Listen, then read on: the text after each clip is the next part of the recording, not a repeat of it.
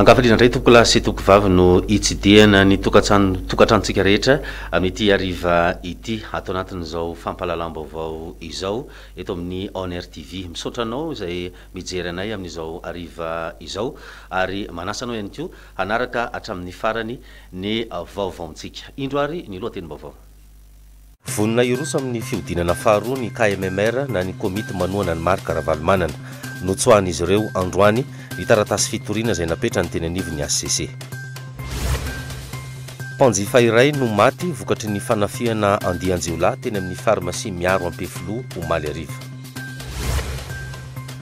Teratany Karana no voalaza fa nividy ny villa Elizabeth na dia efa nisy aza ny fanafoanana ny fampivarotana izay nataony ministeran'ny fanajariana ny tany teo aloha. Tsy manaiky hoe sorony eny amin'ny toerana ivarotany amin'izao fotoana izao ny mpivarotra amin'ny tsena vy eny Ambodifilao.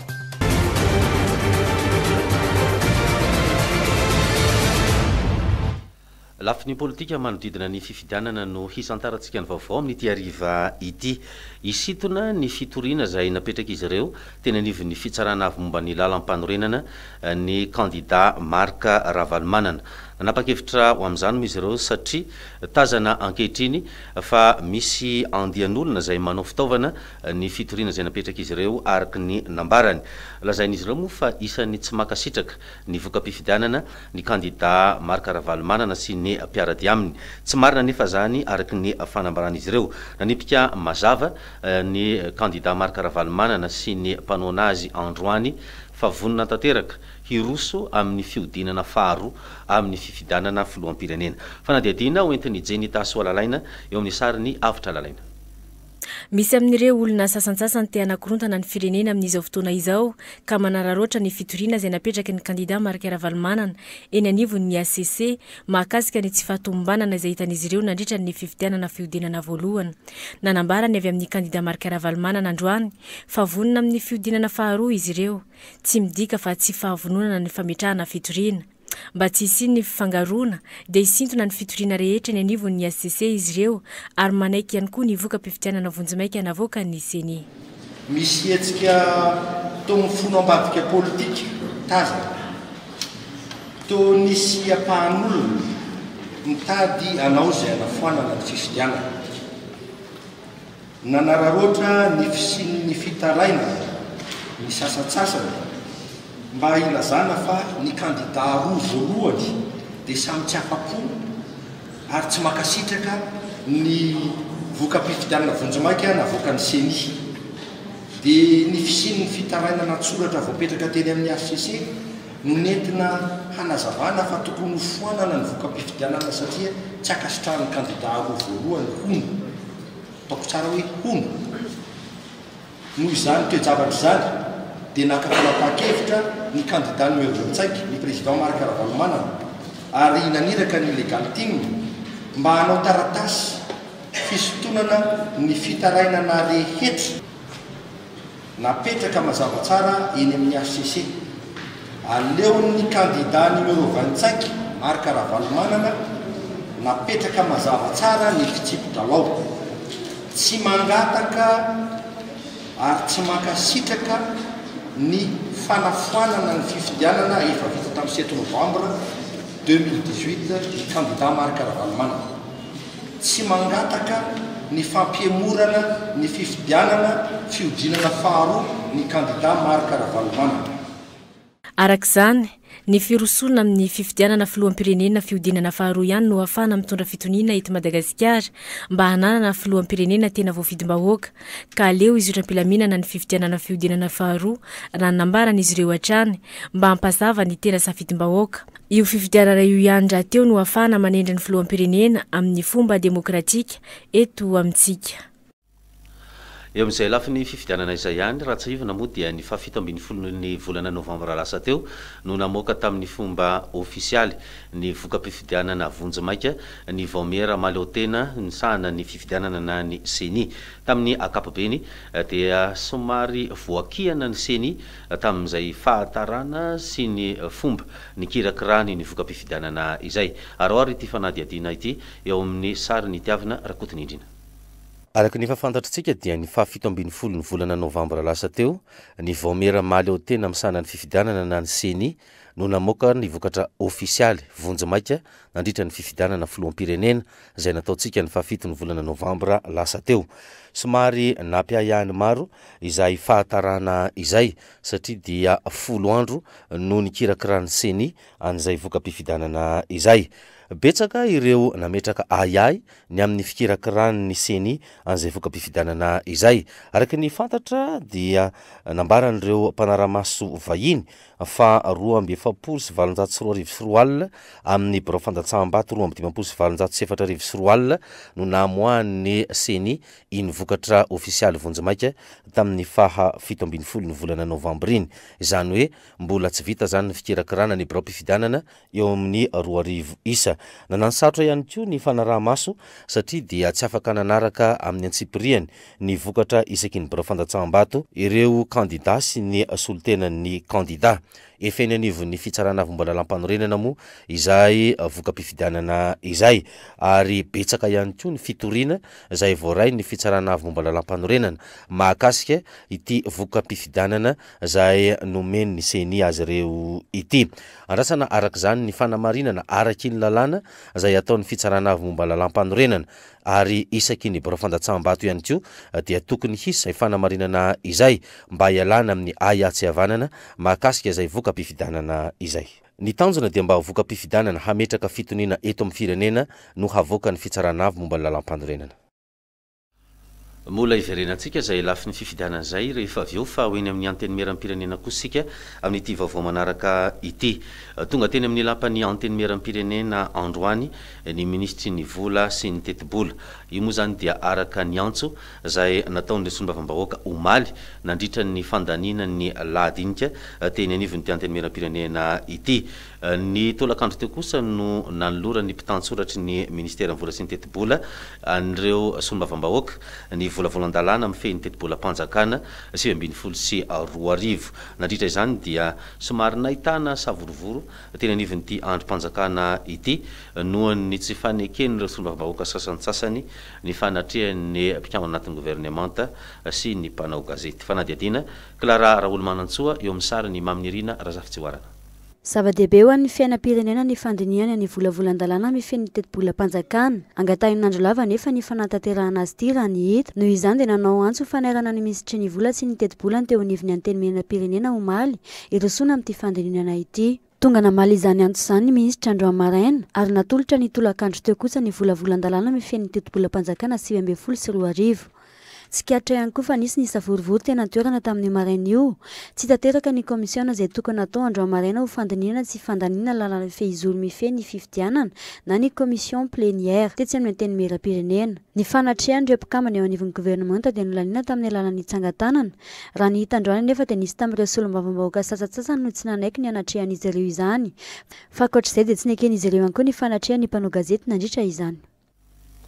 Iverenantsika ny lafi ny fifidianana teo saingy kosa mahakasika ny fanaraha-mason'ny fifidianana dia samy nilaza moa ho nahita tsy fahatomombanana teo amin'ny fizotra ny fifidianana teto amintsika reo mpanaraha-maso na avy eto an-toerana na avy any ivelany. Ho an'ny zareo teo anivon'ny CIS EMO dia maromaro ny tsy fahatomombanana izay hitany zareo nandritra ny fifidianana iny. Isan'izany ohatra ny fikirakirana ny voka-pifidianana teo ihany koa ny resaka pifidianana. Fanadiadiana eo amin'ny sary ny tiavana Rakotiny Indrina. Herinandro taorian'ny navitan'ny fifidianana dia mbola betsaka ireo mpanaramaso iraisam-pirenena no maneho ny heviny mahakasika ny fizotra ny fifidianana teto amintsika.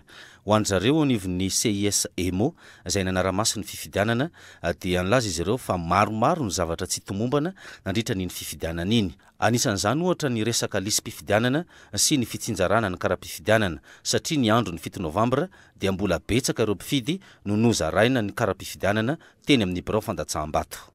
Les problèmes de l'enregistrement des listes électorales et de la compilation des listes électorales. The formation of the voter list is completed in mid-May and by the beginning of November the list becomes irrelevant. Alors le problème est comme ça que d'habitude la liste électorale se termine à la mi-mai et alors vers le début du novembre ils ne sont plus actuels. This is a gap in the legislation. Et vraiment, c'est une grande lacune dans la législation. We saw that many voters were receiving their cards right from the polling station on the election day. Alors, on a déjà vu qu'il y avait beaucoup d'électeurs qui avaient reçu des cartes devant le bureau de vote le jour du scrutin. Faharoa izay ametrahana izy ireo ny ahany ihany koa dia mahakasika ny fitaterana sy ny fikirakirana ny voka-pifidianana. Amin'izao vanim-potoana izay efa mampiroborobo ny fitaterana eto amintsika dia tsy tokony haharitrela ny voka-pifidianana miainga any amin'ireny SRMV ireny ka tonga aty amin'ny CENI. Second position, very complex transport logistic of key electoral documents. Le deuxième point, les violations, c'est les problèmes de la logistique de transport des documents clés. Many protocols with ballots were delivered to CENI a week after the vote, which is difficult to explain to election participants. Beaucoup de documents, beaucoup de bulletins ont été transmis ici à la CENI seulement une semaine après la présidentielle, ce qui vraiment alors ça a provoqué quelques doutes de la part des candidates et alors des observateurs internationaux. Mampiayay azy ireo ihany koa ny fitaovana informatika izay ampiasany eo anivon'ny CENI satria dia manano sarotra izy ireo amin'ny fanaraha-maso izany. Akoatr'izay mahakasika ny fitanana an-tsoratra dia nambarany reto mpanaraha-maso avy amin'ny CIS EMO ireto fa marobe ireo mitakosina sy tsy mazava tsara. Troisième point, c'est le système de calculation qui n'est pas très transparent. It is difficult for the observer to verify the correctness and accuracy of the data entered by the operators of the final table. C'est plus de problèmes pour les observateurs internationaux d'examiner, d'observer et juste être au courant de comment ça se passe le calcul des votes. Electoral mathematics is not available for external verification. Les mathématiques électorales ne sont pas accessibles pour les observateurs internationaux, pour la vérification. We saw a lot of correction in the protocols of the BV, Bureau de vote. Alors, l'autre point sur les violations durant la présidentielle, c'est qu'on a vu beaucoup de corrections dans les documents et sur les bulletins. De la mauvaise organisation pour les membres du bureau de vote et un autre point, ça peut être aussi comme toutes ces corrections, c'est à la cause pour ajuster les résultats des candidats. Eo amin'izay resaka fifidianana izay ihany dia tokony hanaiky ny voka-pifidianana izay avoaka ny fitsarana avy momba lalam-panorenana ny candidat sy ireo mpanohana azy araky ny nambarany ben'ny tanàna Nambatomboeny Rakotonandrasana Valérien. Fifidianana izay nandraisan'ny malagasy maro anisa anjara ho izy ny fifidianana iny ka tsy hita izay tokony hambolena korotana taoriny izay fizorantsika tamin'ny fifidianana izay. Oratsika ary ny fanazavana hoentin'ny Rakotonandrasana Valérien eo amin'ny sary ny itiavana Rakotonindrina. Fijeriko azy aloha zany zao dia tsotra io moa zany ao anatin'ny fifidianana dia samy mieritreritra ny olany daholo rehefa mirotsaka ny olona ary samy mahita prétexte resana daholo fa ny officiel aloha dia iny vokatra navokany CENI iny dia ny afatra ho an'ny mpanao politika zany fa indrindra ho an'ireo mpirotsaka fidiana dia tokony hiandry amin'ny pitoniana zany zay vokatra avoakan'ny ACC zay atao hoe institution faratampony mamoaka an'izany dia antsoavo ihany koa ho an'ny vahoaka malagasy. Vahoaka malagasy zany tsy zakany toe-karentsika tsony ary tsy zakatsika tsony raha ohatra ka mbola izy korotana indray eto amin'ity firenena iaraha-manana ity ka dia manao antsoavo atsika vahoaka malagasy. Le resaka fanatisme zany tokony mba atao hoe ahena kely zany. Samy manana ny heviny moa ny rehetra taoriny ny fanatanterantsika ny fifidianana tamin'ny fafitony volana novambra iny raha toka irosan'ny fiodinana faharoa isika hoy kosa ny afary malagasy dia tsisy anaky ny valim-pifidianana ireo candidat izay hifaninana amin'izany fiodinana faharoa izany. Fifanarahana ara-politika sy fifampidiniana ihany hoy zareo afary malagasy no vahaolana hitan'izy ireo mety ivoahana amin'izay krizy sy ivoahana mba isin'ny fitonina eto amin'ny firenena izay fa na diadina tantely rabe lalana eo amin'ny sary ny tiavina rakotony indrina tsy hitarika fampandrosoana fa vao maika hampihemitra ny firenena ny valim-pifidianana raha ny hita amin'izao fotoana izao. Maro ny lesoka efa hita tamin'iny fifidianana iny. Betsaka ireo olona tsy tafiditra tao amin'ny lisam-pifidianana sy ireo verozo manoloana izany ka tsy ankatoavan'ny maro anisa izay filoham-pirenena lany eo amin'izay fifidianana fiodinana faharoa. Tokony andrainy andraiky noho izany ny FFKM manoloana izany rehetra izany mba hisorohana ny raha mandriky raha ny nambaran'ny fikambanana Afary Malagasy. Izay meko nareo ny proof dia izao hoe ny tena koa dia tafiditra ao anaty lista fa tsy kara-panondroko ny ao anatin'ny resaka fifidianana. Iza malagasy na iza malagasy monina eto Madagasikara sy ny mpanara-maso dia fietsaram-bila tsy milaza fa tsy hisy ny problème na tsy hisy ny korotana fa ny tena marina dia ny hoe tena mila fieritreretana atao fotoana foitsika indrindra ny ACC sy ny mpifanandrina rehetra ra politika na nandatsaka izy na tsy nandatsaka na ihany koa fiarahamonim-pirenena efa na dia mivarotranana sy mipatoretsena raha. Any ianao antso avy voalohany amin'ny FFKM aloha tokony isy le fifampidiniana ra politika alohan'ny rosoana amin'izay zavatra manaraka eo. Fa raha ny fanapahan-kevitra mivoaka aloha eo nandrosotsika matray be emitsika matray be tsisy anaiky ireo voka-pifidianana sy isy eo. Aloana izao fifidianana izao dia tsy tokony hitsabatsabaka amin'ny raharaha politika misy eto Madagasikara ny vondrona iraisam-pirenena raha ny nambarany ity fikambanana ity hatrany. Mahakasika izay voka-pifidianana izay moa dia fantatra zany zao fa ny 7 ny volana novambra ho avy zao no hamoaka amin'ny fomba ofisialy ny valim-pifidianana valin'ny fifidianana filoham-pirenena izay nataontsika ny 7 ny volana novambra lasa teo ny fitsarana momba lalam-panorenana ary amin'izao fotoana izao dia efa eo ampandiniana ireo antoto taratasy samihafa mahakasika izay fifidianana izay izy ireo izay nateriny senimo teny anivony izay fitsarana momba ny lalam-panorenana izay.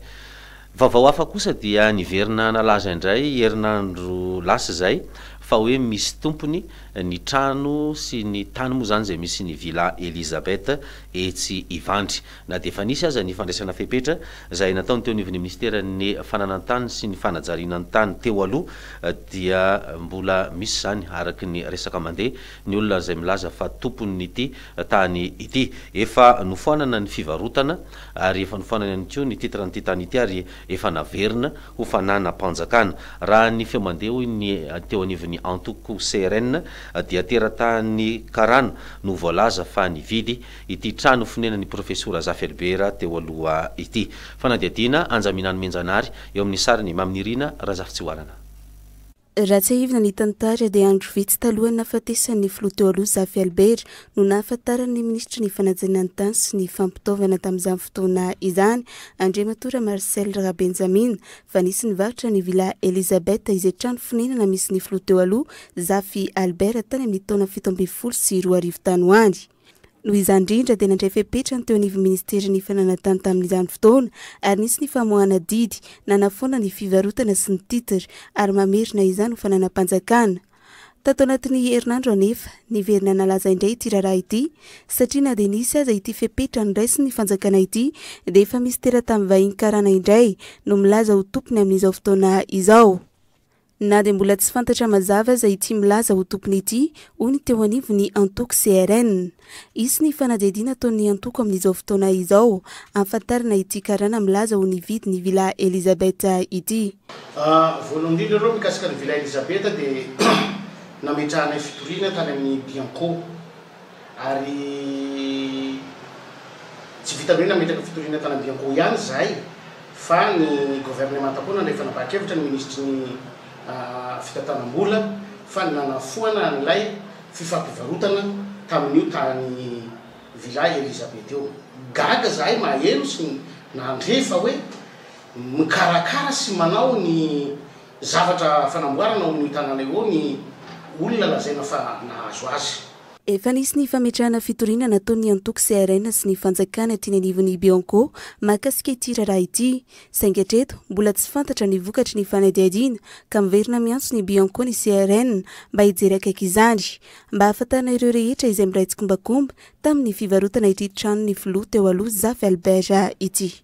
dia eto dia isitona ny sainy rehetra indrindra fa ny bianco zay tsy haiko na mahalala an'izao fisin-javatra zao izy na tsy mahalala an'izao fisin-javatra zao fa tokony mba hojeren'ny bianco akaiky ny zavatra tahaka an'izany mba tsy eretreretany olona zavatra hafa hoe praitsy kombakombako ve ny bianco mikasika an'izany zavatra ohatran'izany. Nilaza ny voro moa ny antoko CRN manoloana izao raharaha izao ka orin'izay dia isy ny fepetra ho raisiny izy ireo.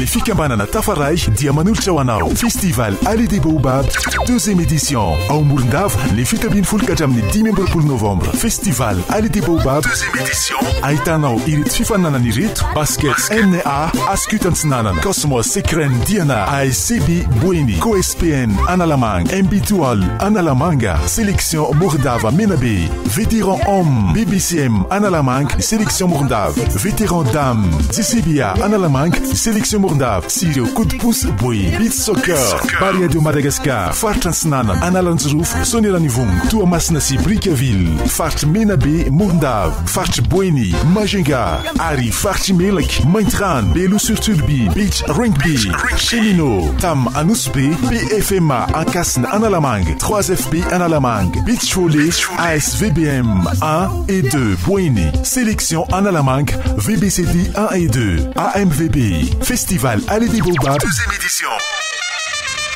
Ary azadino ho fanikafana ny festival dia isy ny azakazaky ny fifankatiavana 20 kilometatra ho an'rehetra tsy ankanavaka miala eo amin'ny Bemanoka ka hatreo amin'ny Port Morondava ny sabotsy 17 novembre amin'ny 2 izy podium magoavana ny alakamisy 20 novembre ho afanain'ireo mpanakanto avy eo amin'ny faritra Menabe sy ireo andrarezin'ny mozika malagasy. Ny vola ho azo dia atolotra ho an'ny hôpitalin'ny Morondava. Festival Allée des Baobabs 2e édition ao Morondava ny 17 ka hatramin'ny 10 novembre. Sponsor Palm Beach, Royal Beach, GMM, Matata, Kuta, Ministère des Travaux Publics, Ministère de l'Énergie et des Hydrocarbures, Ministère des Transports et de la Météorologie de Madagascar, CMMC, Peter Motors, Ucodis, Star, Omnis, Vigi, Partenaire Média, Honor Radio TV, AZ Télé Radio, Gazette Chicha, La Ligne de Mire.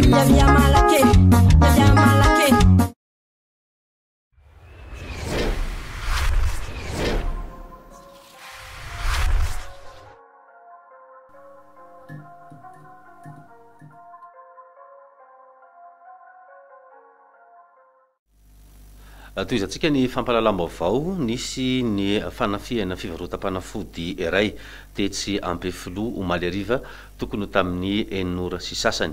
Pharmacie Miarmo no anaran'ity toeram-pivarotam-panafody ity. Mpanjifa iray no fantatra fa maty vokatrizay fanafian-jiolahy izay ary jiolahy 3 tsy misaritava no nanao zay asa fanafiana izay. Fanadihadiana Tantely Rabelalana sy Tiavina Rakotiny Indrina. Jiolahy 3 ny Rongobasy tsy nisaritava no nanafika fivarotam-panafody iray teny Ampefilo Omaly tokony ho tamin'ny 9 sasany ariva. Lasan'izy ireo tamin'izany ny vata fitehirizam-bola sy ny poketrana mpanjifa iray. Ankoatr'izay dia vokatry ny fiarovan'ny mpanjifa iray ireo zavatra nalain'ireo jiolahy no nahavoatifitra ity farany. Ireo jiolahy kosa taorian'izay dia nitsoaka avy hatrany. Mbola mitoy ny fanadihadiana ataon'ny mpitandro ny filaminana mikasika ity raharaha ity.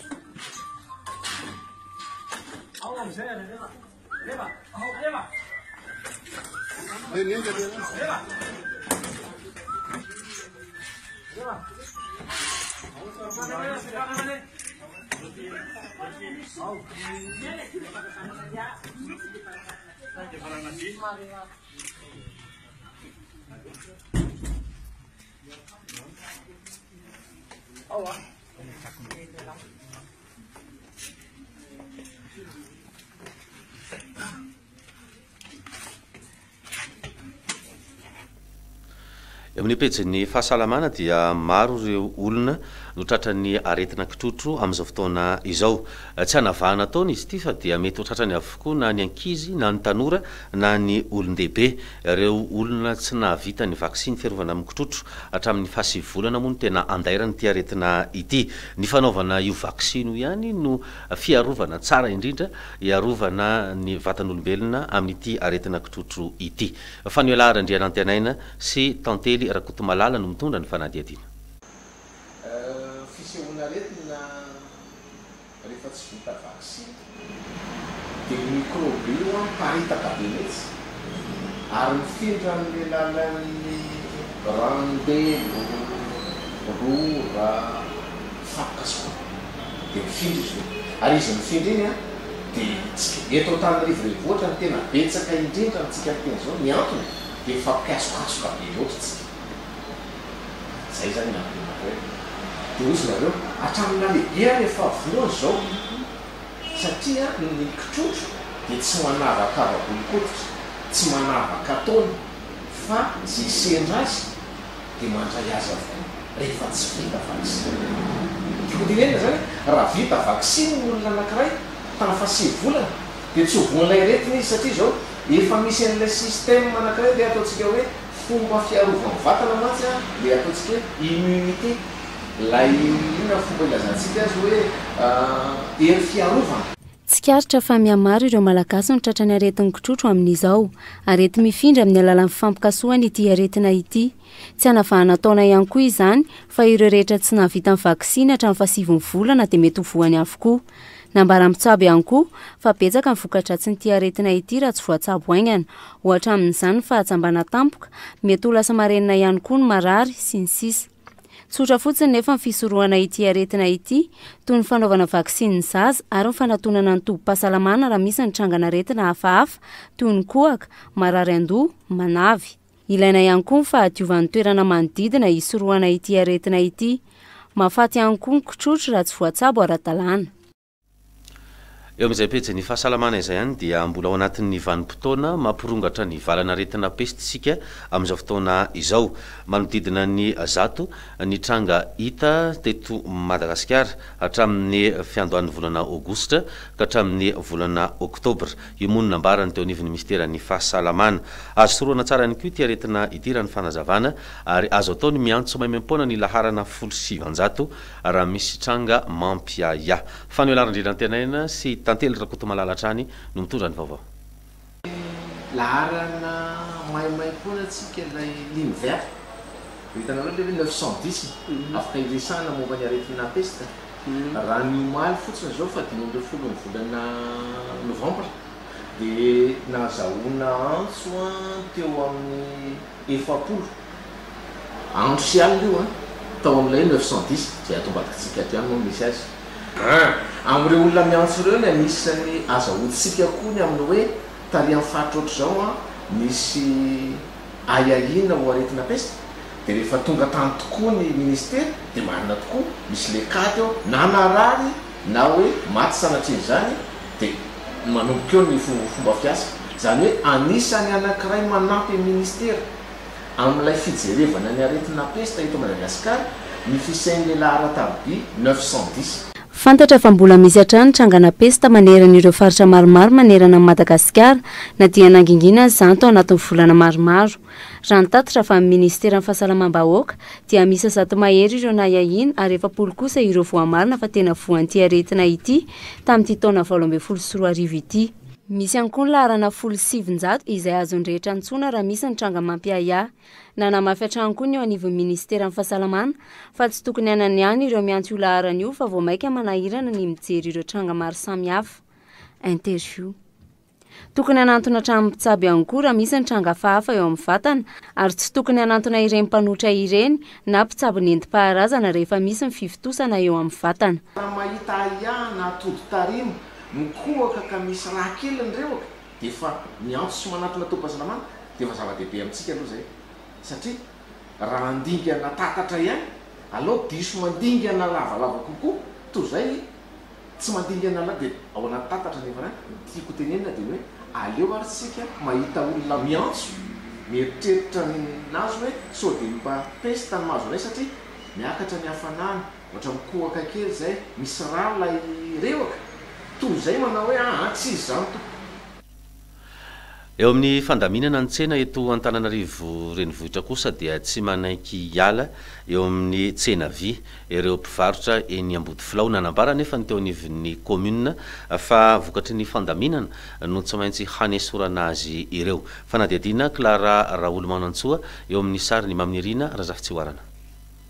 Mimenimena ireo mpivarotra ary mitaraina ny amin'ny fanesorana azy ireto eto amin'ity toerana ity. Raha ny fanazavana ireto mpivarotra ireto dia tsy nisy akory ny fifampiresana natao taolohany ny nananganana ireto tsena vy ireto. Amampolo taona izy ireo no nalaza fa niasa sy nivelona teto ary izao misy manala izao. Tsy fantatra izy ireo akory hatreto izay tena tompona andraikitra marina mahakasika ny fananganana ity tsena vy ity ka anto mampizirizira azy ireo. Andro alina no nantanterahireo olona izany ka tsy hitan'izy ireo akory. Amin'izao fotoana izao anefa dia misy manala amin'ny toerana io ireto mpivarotra ireto ary nilaza ireo olona fa mpivarotra vaovao no apetraka eo raha nambara ny mpivarotra trany. Efa folo taona mivarotana teto zany fondrana teto dia andro alina ny anaovana io toerana io tsisy resaka tsisy inona tsy mba negosy taminay zany hoe misy lamina sotro zao petraka ay fa tonga dia maraina zay tonga hivarotra efa trano vy ohatra zao dia avy nefa zay misy olona mivarotra akaikinay hoe 5 millions ny vidin'ny trano vy raha ohatra ka hiditra ianao. Za moa tsy nety satria toerako afaka asorina rano trano vy isanandro isanandro izy manao rambako amina trano vy iny teo amin'ny tokom-bolana na ray bolana dia rehefa mivarotra ny alàna dia mivarotra ihany no apetraka toko ngamba fa tsy mety sady tsy rariny tokony andray fepetra satria tsy mety le zavatra ataon'le olona lisy zany tsy hoe eo amin'ny commune rehetrarehetra fa misy londo ampitsoronao fahitavonay zany toko dia iay zany araka tenin'ny ramatory teo iay amapitaony ny varotra teto ambola ity tranobola ity ara mbola tsy trano fa mbola hala efa mivarotra teto hoe mbola halahala io na maloa teto na manino dia retana eto aby na sakoroka na ino dia retana eto dia raha misy zany anisany olona manjokana eto misy nangalana iteto ny varotra teto raha misy zany ny fagnavanandreo asena dia asorina zany ay taloha teto dia vaovao zany ampidirina dia zay zany sy magnekeny zany satrioko dia malahelo ay amin'ny toetrandreo dia mampalahelo anay ohatra hoe misy fagnavokavana le izy manambola ty apetraka sy manambola izany dia hoailikiliky zay mampalahelo anay toko fa iay zany na ina ataondrao zay sy miala eto satria eto fivelomanay dia ohatra hoe kenay satria olona mpidirindreo mamelo zanaka ohatra anay koa dia zay toko asankenay fa zay tsy hiala nisy na iny raha mbola hoe raha sy mangala mpivarotra indreo fa raha mangala mpivarotra indreo samy miala dia samy miala fa raha hoe mpivarotra mpidirina zany zay sy hiala eto mihitsy. Manoloana izany dia nanambara kosa ny teo anivon'ny voalohany fa noho ny fandaminana tokony apetraka no anton'izao fananganana izao ho an'ny mpampiasa lalana fa indrindra ho an'ny mpivarotra mba hananana tsena tsaratsara kokoa. Matomo manao zavatra ny tanàna Antananarivo dia misy foana ny antony ary misy ny antony lehibe.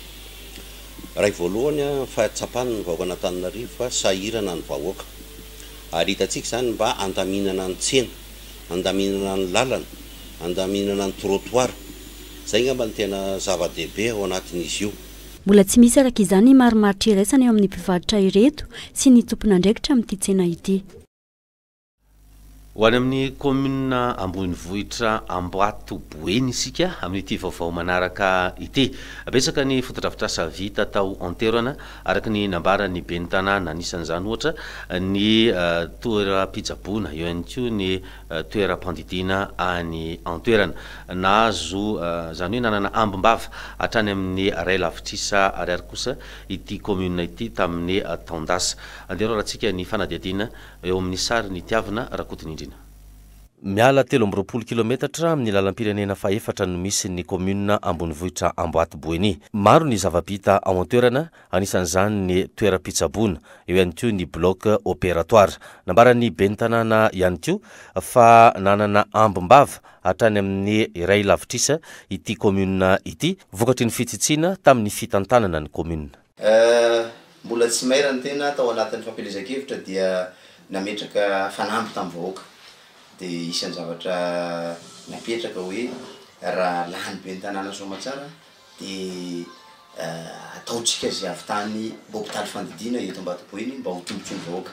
Zay zany isan'ny zavatra goavana ary nentina nandresena lahatra ny vahoaka. Eo ihany koa ny fanaovana ny hôpitaly any amin'ny Fokotany zay ataoko hoe 7 kilometra miala any Ambatoboiny. Reo zany isan'ny fampanantenana natao. Amintsika miteny zao zany a isaoran'Andriamanitra fa efa vita le bloc opératoire ary efa mihodina ara-dalàna isaorana ny ministère ny fahasalamam-bahoaka moa zany tena raha teo talohany dia mpanolotsaina manokana ny ministre ny fahasalamam-bahoaka talohany nabe ny tanàna ary tany zany dia efa niadivana ny azahoana zany hôpitaly fandidina zany. Dia amin'izao tsika miteny zao zany tsara ho resahana fa tamin'izay nandray ny fahefana dia teo amin'ny 5 volana teo ny karaha manimpiasa tsy voaloha. Dia niezaka zany zay nametraka ny atao hoe plan de redressement eo amin'ny fampidiram-bola ny commune. Dia amintsika miteny zao zany efa mandray vola isam-bolana ohatra ny mpiasa mpanjakana ny mpiasa ny commune ary tadidiko tsara intelo zany za zay no nampiakatra karaha manimpiasa.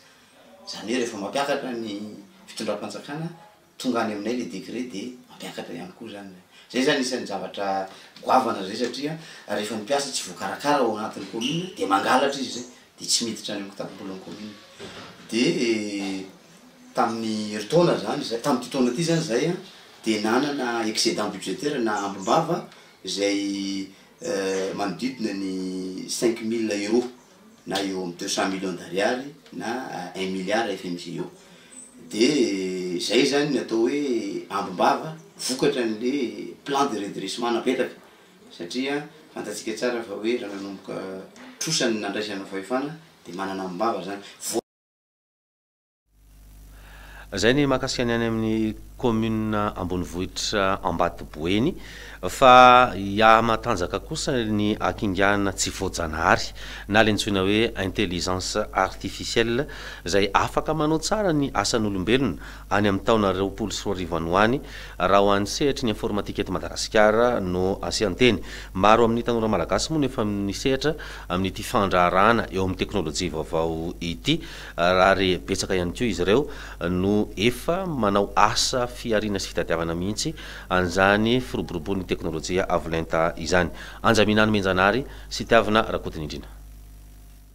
Atosika foana ny tanora mba hiditra bebe kokoa eo amin'ny sehatra ny fandraharahana mba ahafahan'izy ireo maleo tena sy mandray anjara betsaka eo amin'ny fampandrosoana ny firenena ka eo amin'ny lafin'ny teknôlôjia avolenta no tena amporisihana azy ireo amin'izao fotoana izao.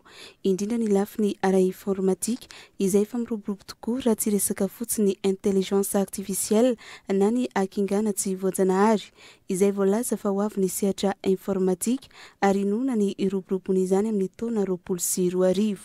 Dia tena ilaina ny resaka intelligence artificielle zany automatisena action tâche répétitive ohatra ahafahana maka décision na mamaly resaka moatsika atao resaka chatbot sy resaka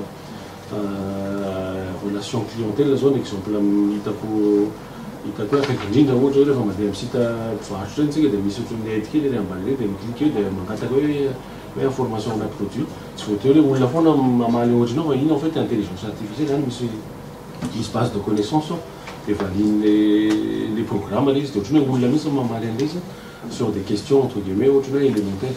Zay zany resaka intelligence artificielle amin'ny resaka cas pratique momba ny tanora eto Madagasikara indray araky to zay zao spécialisé mihitsy ny amin'io resaka intelligence artificielle io misy à peu près amin'ny 20 eo ary anamafizako an'ilay nitenenao teo hoe efa manomboka misy communauté maromaro eto Madagasikara. Ao anatin'izay fanampiana ny tanora mba hiditra ao anatin'ny tontolo ny fandraharana izay dia anomboka indray ny Global Startup Weekend eto Antananarivo ny 17 ny volana Novambra hatramin'ny 2 ny volana Desambra ka hibahana amin'izany ilay antsoina hoe intelligence artificielle ka tanora mpandray anjara miisa 20 no andrasana amin'izany. Potentiel intellectuel manana ny tanora eto Madagasikara fa le amin'ilay fampivoarana an'ilay izy amin'ny tontolo manodidina ny tsampy dia izay no amafisinay mafimafy kokoa angamany amin'ny alàna startup weekend.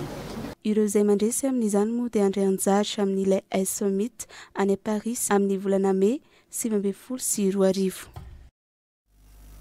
ho an'ny morondava isika amin'ity vaovao manaraka ity vaovao ara-panatanjahantena zay ny festival Allée des Baobab andiany faharoa.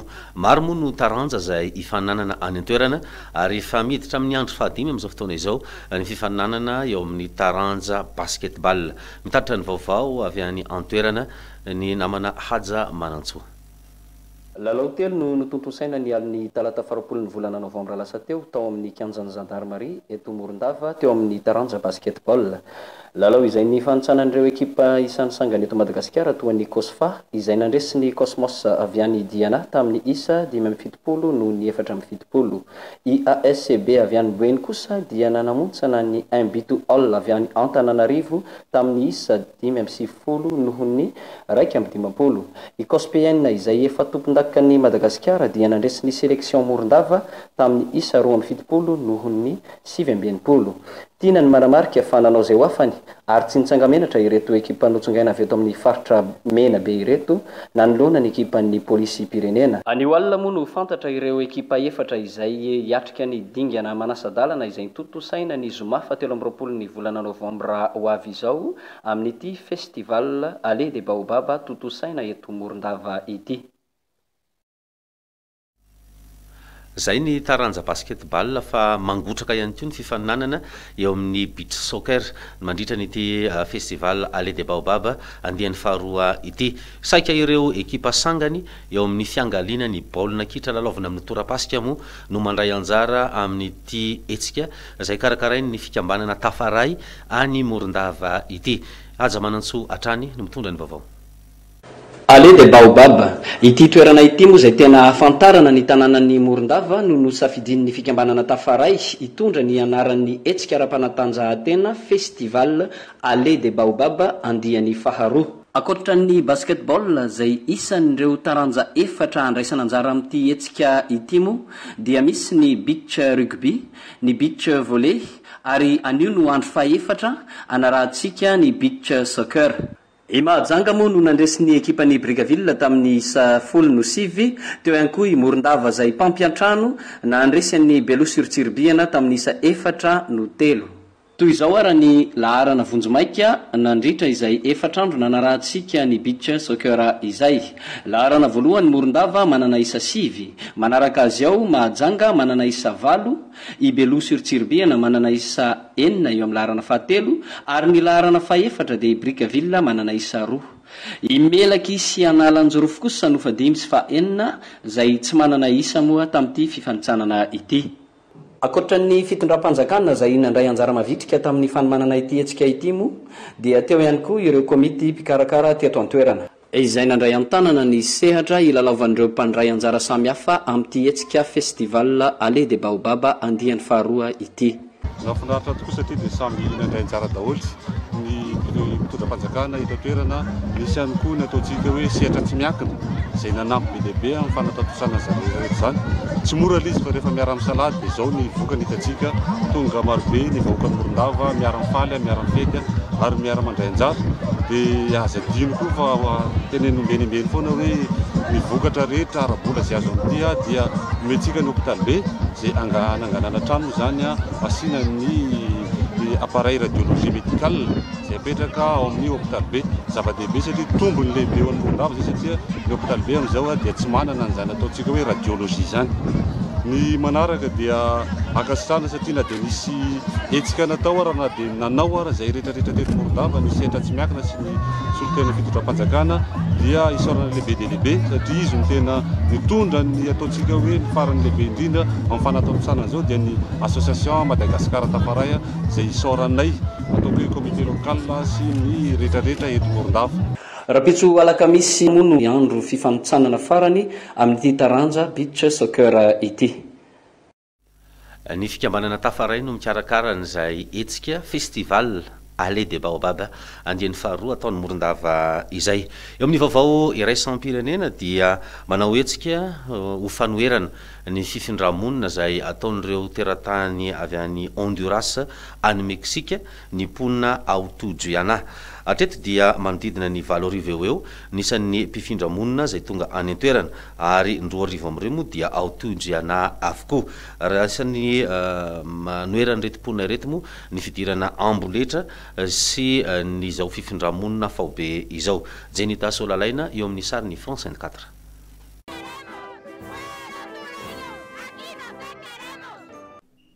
Andian'olona maro milanja sora-baventy sy miventsy ny fanevam-pirenenana no manao fihetsiketsehana ny Turiana ho marika ny fanoherana ny fifandramonina faobe izay ataony Algérien any Meksika amin'izao fotoana izao.